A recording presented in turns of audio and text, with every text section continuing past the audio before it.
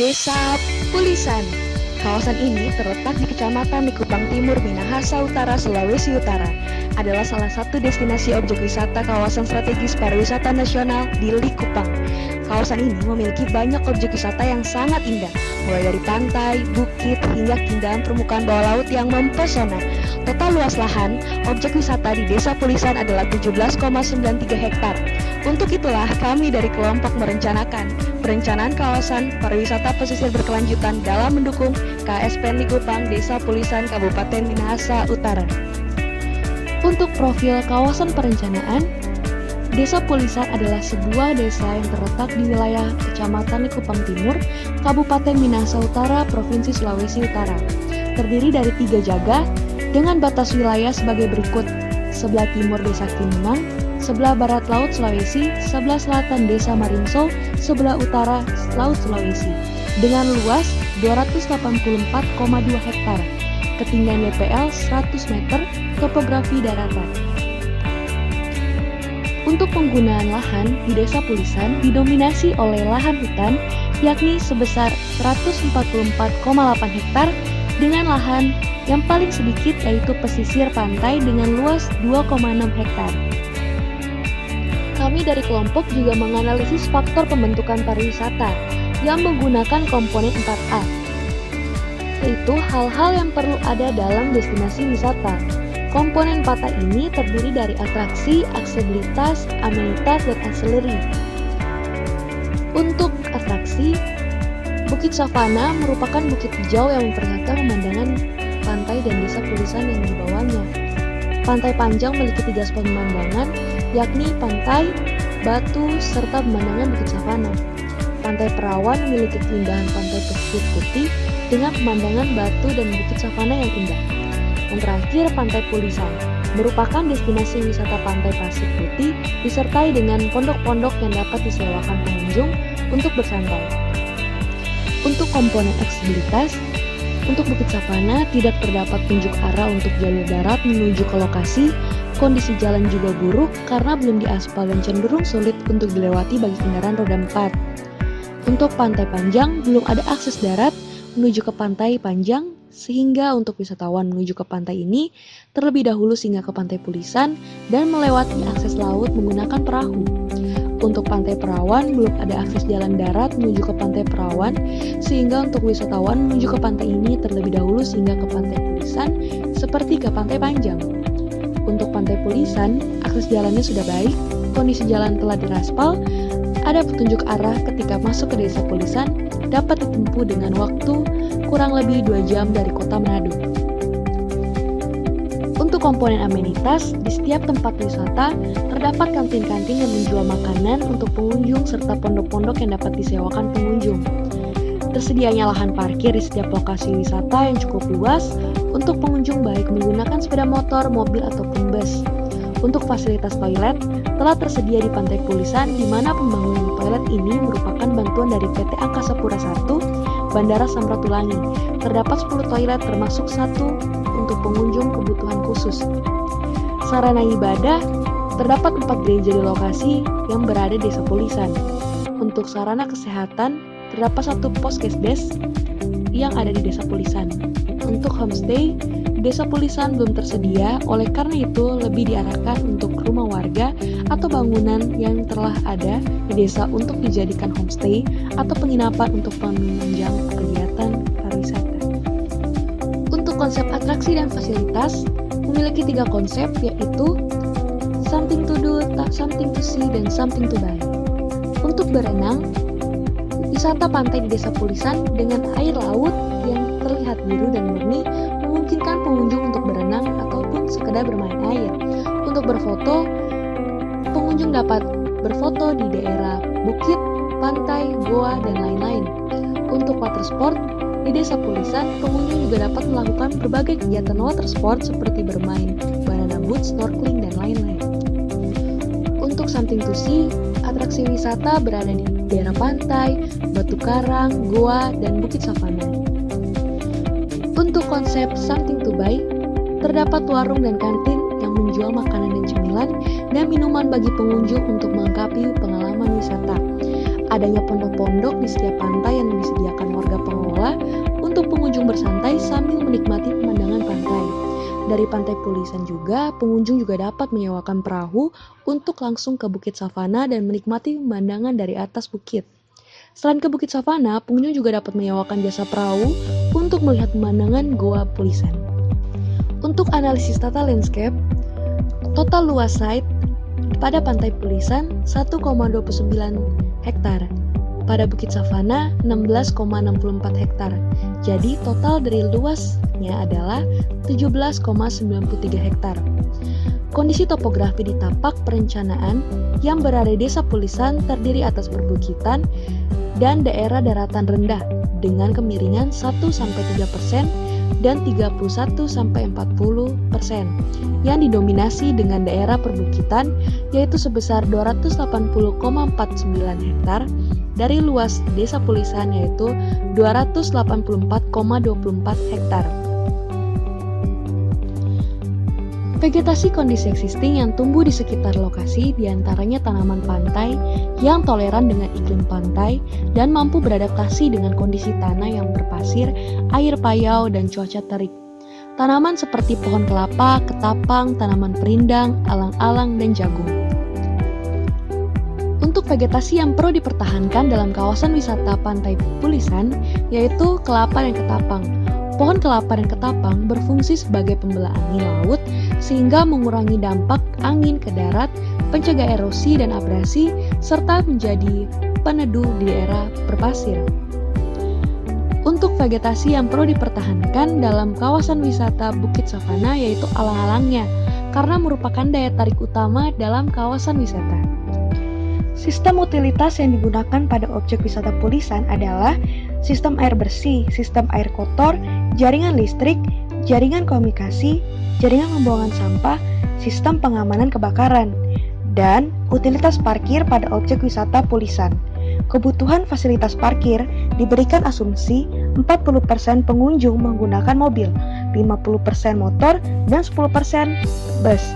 Berdasarkan standar Direktorat Bina Sistem Lalu Lintas Angkutan Kota Dirjen Perhubungan Darat, luas kebutuhan lahan mobil parkir sebesar 5 x 3,5 meter persegi, motor 2 x 0,75 meter persegi, dan bus sebesar 12,5 x 3,4 meter persegi. Artinya, diperlukan lahan parkir mobil sebesar 17,490 meter persegi, motor 4,685 meter persegi, dan bus 53,095 meter persegi. Dengan demikian, dibutuhkan area parkir sebesar 72,270 meter persegi. Menurut PP nomor 64 tahun 2010, dijelaskan beberapa bencana alam yang dapat terjadi di daerah pesisir atau pulau-pulau kecil. Ada gempa bumi, tsunami, gelombang ekstrim, gelombang laut berbahaya, letusan gunung api, banjir, kenaikan paras muka air laut, tanah longsor, erosi pantai, angin puting beliung, dan bencana lainnya. Tetapi, dalam peta kawasan rawan bencana RT/RW Kabupaten Minahasa Utara 2014-2034, Desa Pulisan yang masuk dalam Kecamatan Likupang Timur tidak termasuk dalam kawasan rawan bencana apapun. Ditambah dengan hasil wawancara dengan masyarakat, di mana belum ada catatan bencana alam di Desa Pulisan. Namun, dengan letak Desa Pulisan yang berada di kawasan pesisir serta menghadap laut lepas, beberapa bencana yang berpotensi terjadi adalah gelombang ekstrim atau gelombang laut berbahaya. Biasanya disebabkan oleh cuaca ekstrim atau cuaca buruk di mana angin kencang mengakibatkan munculnya gelombang-gelombang laut dengan tinggi yang cukup ekstrim sehingga membahayakan masyarakat di daerah pesisir. Untuk rencana pengembangan atraksi dan produk wisata, dalam rangka pengembangan atraksi dan produk wisata di Desa Pulisan akan menggunakan 3 model strategi, yaitu Growth Oriented Model, Community-Based Development, dan Sustainable Tourism Development. Untuk indikator atraksi, untuk something to see, pemandangan bawah laut melalui kegiatan snorkeling atau diving atau menggunakan perahu bottom glass. Untuk pegelaran seni budaya lokal seperti tarian Masamper dan musik bambu. Perawatan objek wisata utama. Untuk something to do, penambahan fasilitas water sport. Something to buy, penambahan perahu dan pengadaan perahu bottom glass, yaitu alat transportasi yang dapat disewakan ke Bukit Savana, jasa instruktur untuk kegiatan-kegiatan water sport, pengadaan toko cenderamata dan restoran. Untuk strategi pengembangan yang mengutamakan pertumbuhan, strategi yang akan dilakukan ialah memperbaiki kondisi jalan ke Bukit Savana Pulisan, pembuatan penanda arah ke setiap lokasi wisata, serta penyediaan jasa transportasi dari bandara menuju lokasi wisata atau homestay untuk semakin menarik perhatian wisatawan. Untuk amenitas, untuk pengembangan komponen ini, di Desa Pulisan lebih berfokus pada pembangunan homestay dan pengembangan kualitas dan penambahan fasilitas toilet, pengembangan toko cenderamata, pembangunan diving center, serta maintenance untuk setiap fasilitas yang telah ada. Untuk community-based development, pelatihan keterampilan masyarakat dilakukan untuk meningkatkan kualitas sumber daya manusia yang ada. Untuk indikator aspek lingkungan, strategi untuk aspek lingkungan ini ialah menjaga kelestarian lokasi wisata dengan melakukan maintenance secara rutin serta menghimbau wisatawan untuk ikut menjaga kebersihan.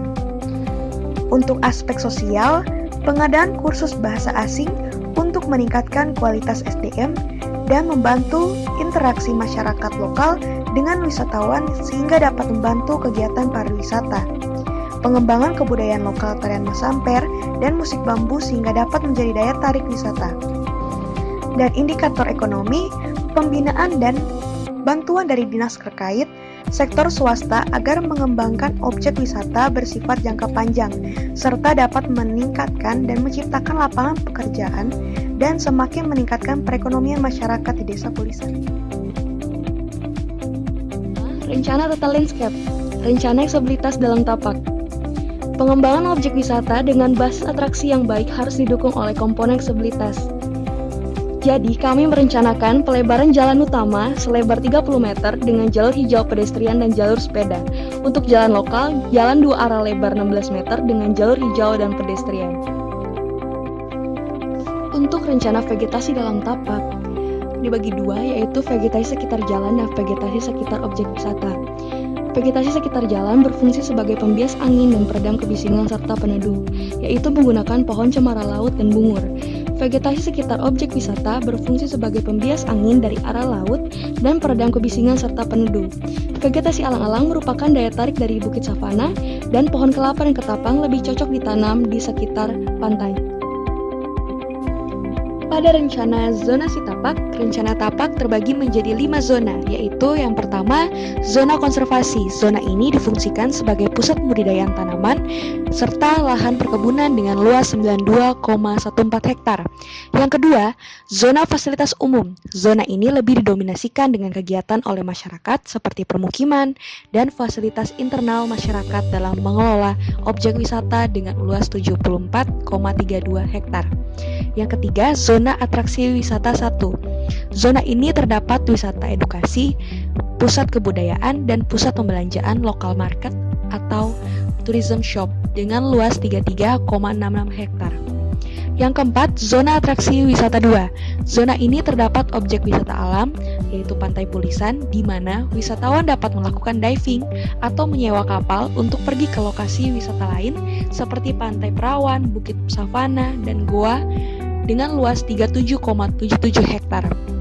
Dan yang terakhir, zona atraksi wisata 3. Zona ini terdapat objek wisata yang menawan view alam bagi masyarakat dan wisatawan dari Bukit Savana, serta amphitheater di mana wisatawan dapat melihat pertunjukan tarian Masamper dan musik bambu dengan luas 46,33 hektar. Untuk rencana sirkulasi pada tapak, dimulai pada gerbang masuk, wisatawan akan masuk pada zona fasilitas umum, di mana ada ruang informasi, tempat peribadatan, dan homestay. Kemudian ke arah barat laut menuju zona atraksi 1, terdapat juga pusat pembelanjaan untuk wisatawan membeli souvenir dan kebutuhan pusat kebudayaan yang menjadi tempat edukasi budaya bagi wisatawan yang ingin mempelajari budaya Minahasa melalui galeri time series, sejarah budaya, dan pelatihan tarian Masamper dan musik bambu. Dari zona atraksi 1 menuju arah utara, yaitu zona atraksi 2, yaitu Pantai Pulisan, di mana terdapat gazebo untuk bersantai, water sport, dan penyewaan kapal untuk pergi ke lokasi wisata lainnya. Selain itu, terdapat homestay bagi wisata yang ingin menginap dengan view menghadap ke arah pantai. Dari zona atraksi 2, wisatawan dapat menuju zona atraksi 2 melalui arah selatan di mana terdapat spot view dari Bukit Savana dan amphitheater untuk mempertunjukkan tarian Masamper dan musik bambu. Untuk rencana sinergitas internal Pulisan, zona fasilitas umum dan sosial, zona ini menjadi pusat kegiatan sebagai pintu masuk dan keluar kegiatan pariwisata dan juga menjadi kawasan homestay. Untuk zona atraksi wisata 1, zona ini dikhususkan sebagai kawasan wisata dengan atraksi kebudayaan serta tourism market. Untuk zona atraksi 2, pada zona ini menawarkan wisata alam berupa pantai pasir putih beserta water sport dengan juga diving center. Untuk zona atraksi 3, zona ini menawarkan view pantai dan bukit savana yang juga merupakan unggulan. Untuk zona konservasi, zona ini difungsikan sebagai pusat budidaya tanaman atau pelestarian hutan serta lahan perkebunan. Untuk rencana sinergitas eksternal Pulisan, dalam pengembangan kawasan wisata perlu adanya rencana sinergitas agar dapat mengatur kesinergisan kawasan wisata agar setiap objek-objek dan setiap potensi-potensi serta setiap wilayah dapat bersinergi satu sama lain dan saling menguatkan kawasan wisata ini. Untuk rencana pengembangan mitigasi bencana, untuk penanggulangan kebakaran lahan atau hutan terjadi 3 tahap, yaitu sebelum kebakaran, saat kebakaran, sudah kebakaran. Jenis rencana adalah struktural dan non-struktural. Struktural membangun waduk atau sumber air terdekat untuk memadamkan api, pembangunan sekat-sekat di hutan untuk mencegah meluasnya kebakaran, menghindari pembukaan lahan dengan cara membakar, menghindari penanaman tanaman yang sejenis untuk daerah yang luas, melakukan penanaman kembali di daerah yang terbakar dengan tanaman heterogen, menyediakan atau memiliki akses untuk layanan pemadam kebakaran. Non-struktural, kampanye kebijakan, pengendalian kebakaran hutan dan lahan, pengawasan pembakaran lahan untuk pembukaan lahan secara ketat, pelatihan menggunakan pemadam kebakaran yang portable. Rencana pengembangan mitigasi penyakit menular dalam Permenkes RI nomor 82 tahun 2014 tentang penanggulangan penyakit menular dijelaskan bahwa penyakit menular adalah penyakit yang dapat menular ke manusia yang disebabkan oleh agen biologi antara lain virus, bakteri, jamur, dan parasit. Program penanganan penyakit menular yaitu pencegahan, pengendalian, dan pemberantasan. Ketiga program tersebut kemudian memiliki 3 target, yaitu reduksi merupakan upaya pengurangan angka kesakitan dan kematian terhadap penyakit menular tertentu agar secara bertahap penyakit tersebut menurun sesuai dengan sasaran atau target operasional. Kedua, eliminasi merupakan upaya pengurangan terhadap penyakit secara bersinambungan di wilayah tertentu sehingga angka kesakitan penyakit tersebut dapat ditekankan serendah mungkin agar tidak menjadi masalah kesehatan di wilayah yang bersangkutan. Yang ketiga, eradiksi merupakan upaya pembasmian yang dilakukan secara berkelanjutan melalui pemberantasan dan eliminasi untuk menghilangkan jenis penyakit tertentu secara permanen sehingga tidak terjadi masalah kesehatan masyarakat secara